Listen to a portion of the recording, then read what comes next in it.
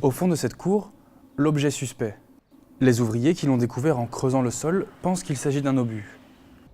Arrivés sur place, les démineurs des forces armées de Nouvelle-Calédonie commencent par recueillir un maximum d'informations. Et donc ça ressemble, c'est comment? C'est quoi? Les rhombes, Oui. je crois avec un petit capsule, je sais pas comment on appelle ça là, détonateur ou je sais pas. Fusée peut-être, ouais. Ouais, peut-être. Ok, départ, approche. Puis ils effectuent une reconnaissance visuelle de l'objet. Premièrement pour savoir s'il s'agit bien d'un engin explosif, et pour savoir de quel type d'explosif il s'agit, car cela va déterminer la manière dont ils vont le neutraliser.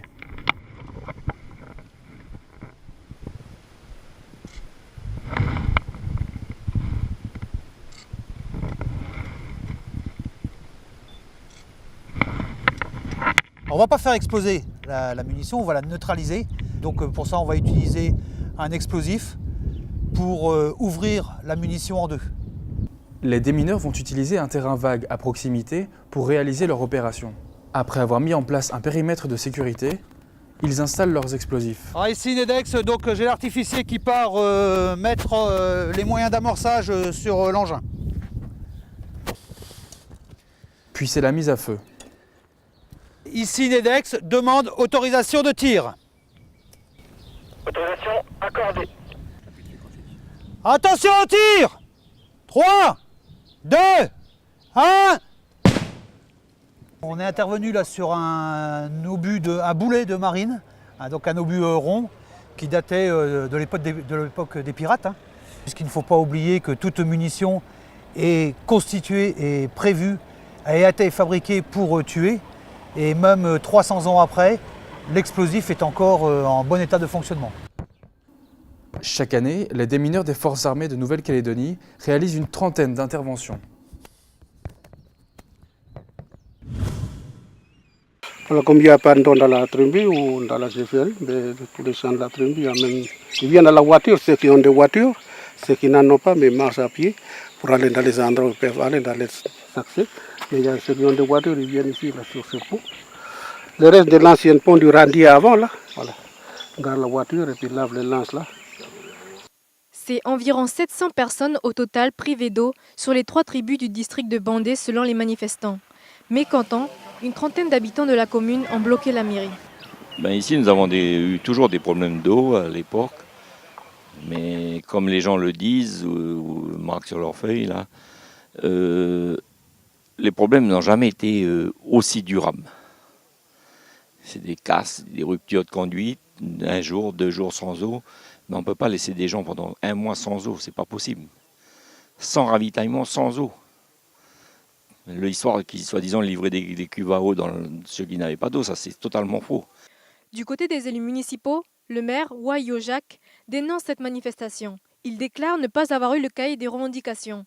Pour lui, la cause de ce manque d'eau dans certaines zones de la commune sont d'origine climatique. C'est un problème récurrent, surtout en période qu'on connaît actuellement.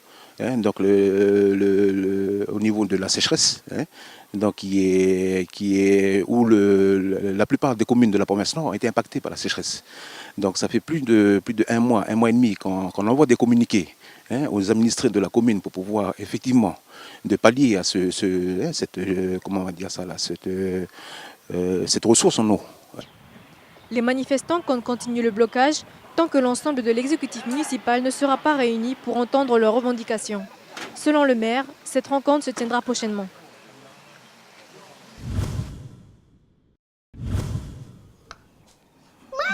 Pourquoi il y a que ça? Ben oui, t'as pas besoin de temps pour coller tes petites fleurs. Besoin de tout. Attention doucement. Là, on est en train de faire des cadres. Et il y en a qui font des cadres, voilà. Et ça, c'est pour décorer leur chambre ou les lieux de vie. Voilà. Oui, peut-être oui. Obligé de la charger. Puis poser comme ça. Non, normalement, c'est bon là. Faut retirer. pour retirer. Et tu vas coller où? Dans ta chambre ou dans la salle de vie? Dans ta chambre? Ok.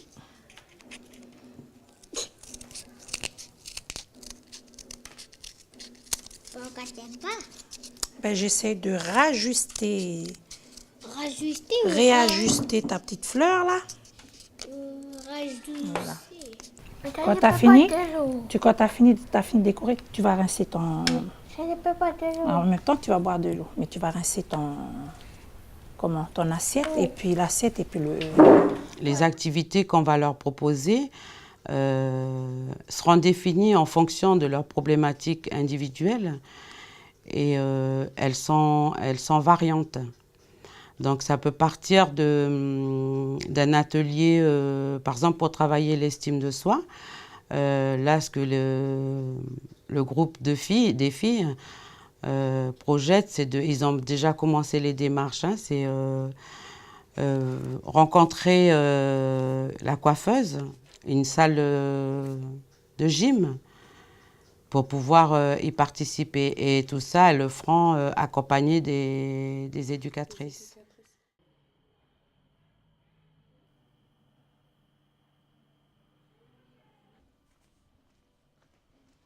Il y a plusieurs dimensions, c'est-à-dire qu'il y a la dimension du quotidien, c'est-à-dire que je suis là pour veiller à ce qu'ils mangent bien, je prends le relais un peu des parents, quoi. À l'école, je fais le suivi au niveau de l'école, c'est-à-dire les rencontres parents-profs, je m'assure à ce qu'ils fassent les devoirs le soir. Et il n'y a pas que ça, il y a aussi le côté, des fois ils ont un coup de blues, des fois... Donc moi je suis là aussi pour les rassurer, pour les aider.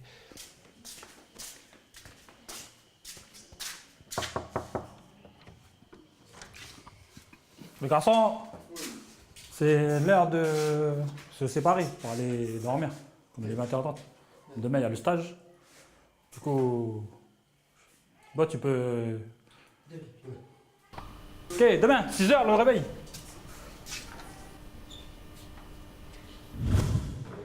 Georgette a 25 ans. Originaire de la tribu de Thiers à Poindimier, elle se porte candidate pour le poste d'auxiliaire de sécurité civile en tant qu'opérateur de centre de secours. Elle aura pour mission de répondre aux appels du public qui composent le 18, le numéro d'appel d'urgence des sapeurs-pompiers.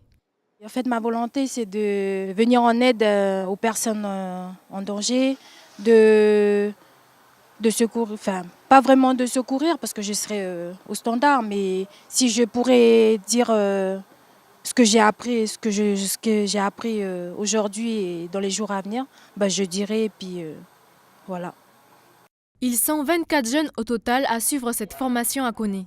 Certains, comme Georgette, seront opérateurs, d'autres seront guetteurs, dans des postes de surveillance sur des points hauts et devront donner l'alerte en cas de départ de feu.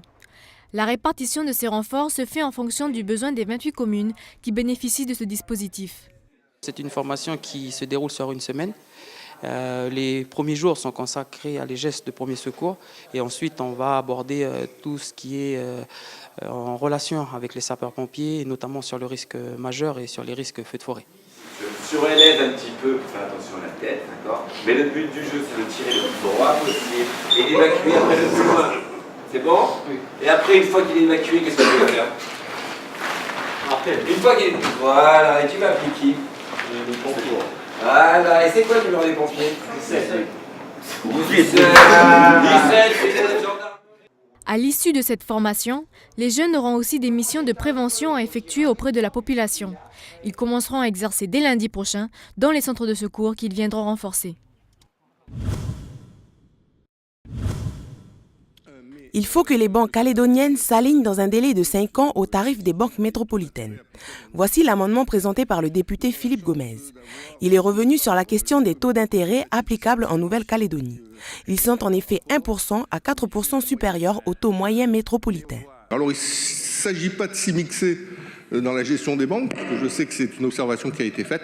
Il s'agit de tracer une perspective dans laquelle l'ensemble des acteurs essayent de s'inscrire. Tel est le sens de l'amendement déposé. Rejeté déjà une première fois en commission, devant l'Assemblée aujourd'hui, l'amendement n'a pas fait l'unanimité. En l'état, et aujourd'hui, le haut-commissaire a suffisamment de pouvoir pour faire baisser, voire même fixer des délais pour aboutir à un accord de réduction du prix et des tarifs de certaines prestations bancaires.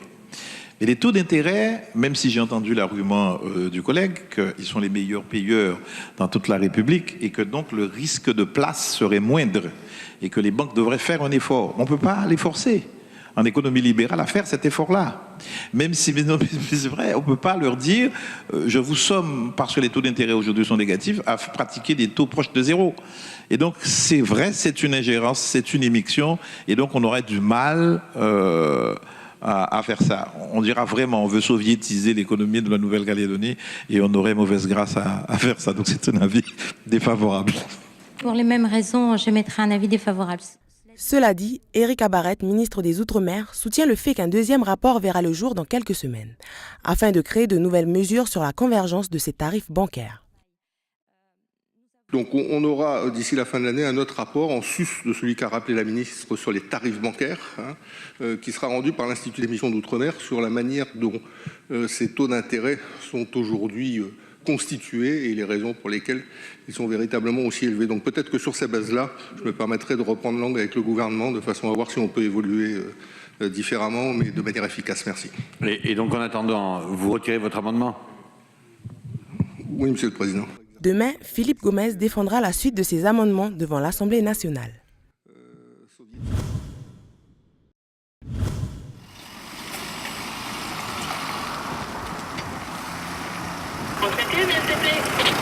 À votre coureur, prenez l'arrivée sur les lieux de la VLTT pour changement de panneau de vigilance. En écoute radio terminée.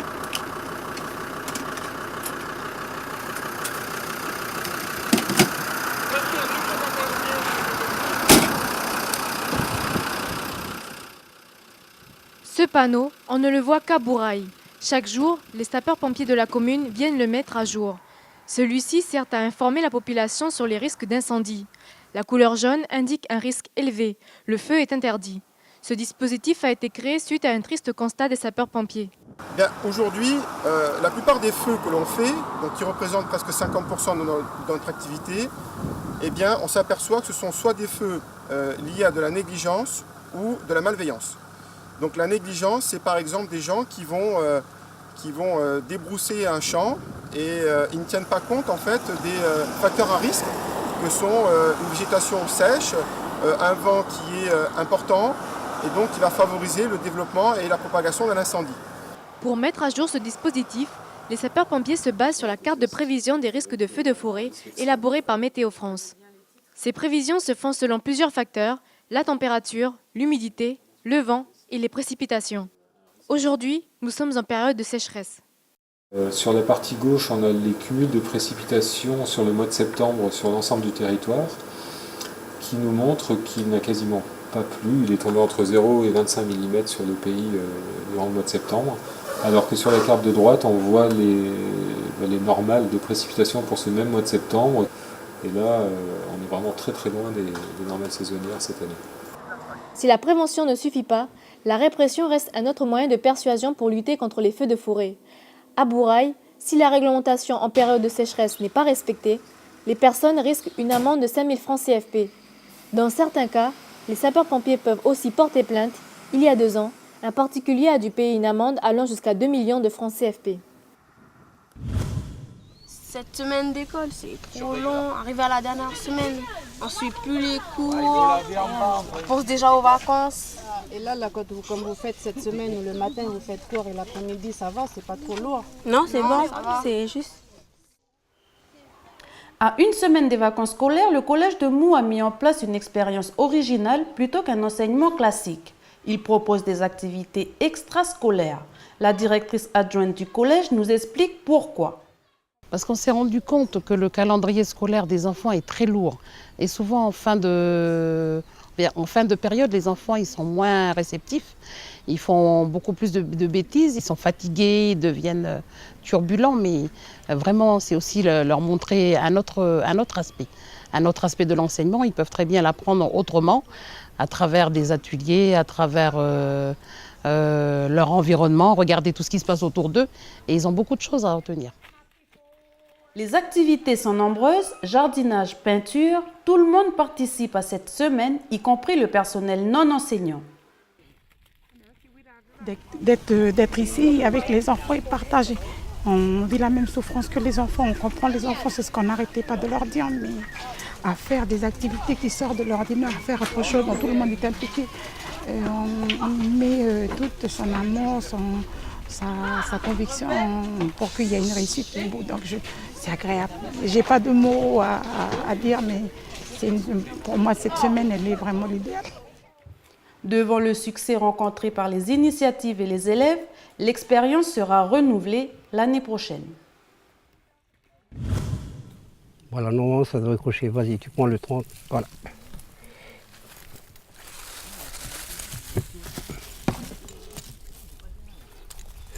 Donc,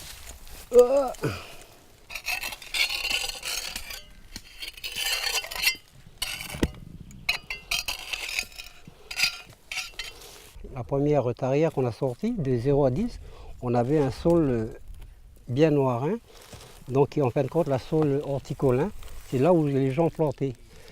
Et du coup, là sur la deuxième, donc le niveau 15-30, et ben, le sol noir qu'on avait au début, il s'arrête juste là. Et là, tu vois, par rapport à la couleur, on a un changement de couleur. Là, le sédiment, il devient beaucoup plus sableux. Cette équipe d'archéologues de Nouvelle-Calédonie et de Taïwan est depuis plus de 2 semaines sur la commune de Puebo. Leur objectif est de trouver des sites Lapita dans la région. La plupart des sites Lapita se trouvent sur la côte ouest, à l'île des Pins et aux îles Loyauté. On a très peu de sites Lapita sur la côte est, tout simplement parce que jusqu'à présent on ne les a pas trouvés, parce qu'ils sont enfouis très profondément dans le sol et donc c'est beaucoup plus difficile que de les retrouver par rapport à par exemple les îles Loyauté où ils sont quasiment sous la surface. L'archéologue taïwanaise Scarlett Chiu entreprend depuis plus de 15 ans l'étude des sables et argiles présents dans les poteries Lapita de Nouvelle-Calédonie. Elle a découvert qu'une partie de ces poteries trouvées sur la côte ouest, à Koné ou encore à Nessadiou, mais aussi sur l'île des Pins, a été fabriquée il y a 3000 ans dans la région de Puebo. Or, sur Puebo comme sur tout le reste de la côte est, aucun site Lapita n'a été encore mis à jour. So this area becomes a very interesting place for us because there's no Lapita sites reported here and we don't know when or how people make pots and why would they be shipped so far away from here and also from the South Grand Sahara. Les échantillons de sable et d'argile prélevés partiront aux États-Unis avec Scarlett pour analyse complète. Il faudra attendre environ 1 an pour savoir si à Puebo se cache un site Lapita.